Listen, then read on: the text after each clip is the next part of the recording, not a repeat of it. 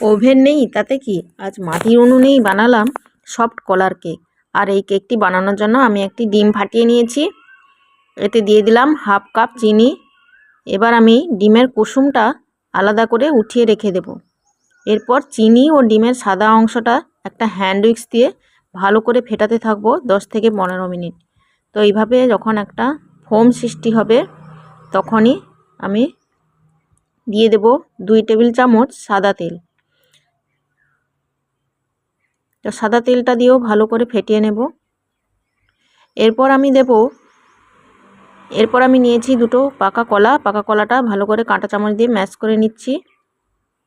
এবার ওই ম্যাশ করা পাকা কলাটা ওই মিশ্রণের মধ্যে দিয়ে দেব, আর দিয়ে দেব ডিমের কুসুমটা।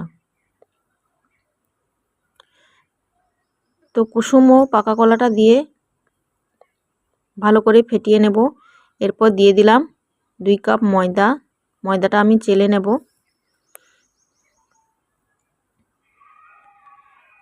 তো ময়দাটা চালা হয়ে গেছে, এবার আমি দিয়ে দিচ্ছি হাফ কাপ গুঁড়ো দুধ।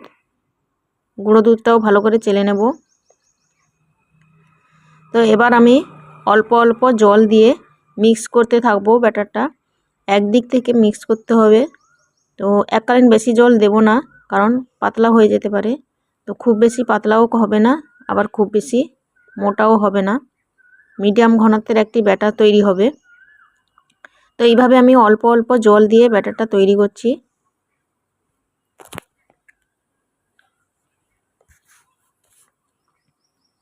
খুব সহজেই তৈরি হয়ে যায়, আর খেতেও কিন্তু দুর্দান্ত হয়, একদম নরম তুলতুলে হয়। তো কলার মিশ্রণটাও আমি দিয়ে মিশিয়ে নেব মিশ্রণটা। আর একটু জল দিলাম, জল দিয়ে একটু পাতলা করে নিলাম। তো দেখো ব্যাটারের ঘনত্বটা ঠিক এরকম হয়েছে। এবার আমি এতে দিয়ে দেব 1 চামচ বেকিং পাউডার আর 1 চামচের 4 ভাগের 1 ভাগ বেকিং সোডা। ওটা স্কিপ হয়ে গেছে তাই দেখাতে পারলাম না তোমাদের। এবার আমি যে পাত্রে কেকটি বেক করব ওই পাত্রটি তেল মাখিয়ে নিয়ে কেকের ব্যাটারটি ঢেলে দিলাম। এবার আমি কেকের ব্যাটারের উপরে কাজু ও কিশমিশ দিয়ে সাজিয়ে নিচ্ছি।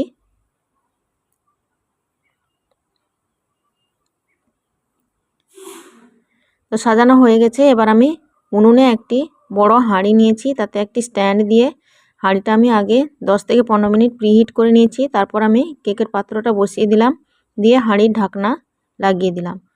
40 থেকে 45 মিনিট পর আমি একটা চামচ দিয়ে দেখছি কেকটা পুরোপুরি ভালোভাবে বেক হয়েছে কিনা। তো দেখো চামচের গা খালি এসছে, আমার কেকটা পুরোপুরি বেক হয়ে গেছে।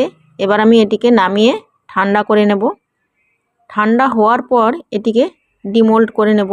তো একটি ছুরি দিয়ে কেকের সাইডটা একটু ছাড়িয়ে দিলাম, আর একটু ট্যাপ করে কেকটা আমি ডিমোল্ড করে নিলাম। তো দেখো কেকের কালারটা কতটা সুন্দর এসছে, আর খেতেও কিন্তু দুর্দান্ত হয়েছিল, একদম নরম তুলতুলে। তো এবার আমি এটিকে ছুরি দিয়ে কেটে নিচ্ছি। আর আমার এই রেসিপিটি ভালো লাগলে লাইক করো, কমেন্ট করো আর শেয়ার করো, আর আমার চ্যানেলটিকে সাবস্ক্রাইব করে আমার পাশে থেকো। তো দেখো কেকটা আমি কেটে নিয়েছি, কতটা নরম তুলতুলে হয়েছে তোমাদের দেখাচ্ছি। দেখতে পাচ্ছ কেকের ভেতরটা কতটা সুন্দর হয়েছে, আর একদম নরম।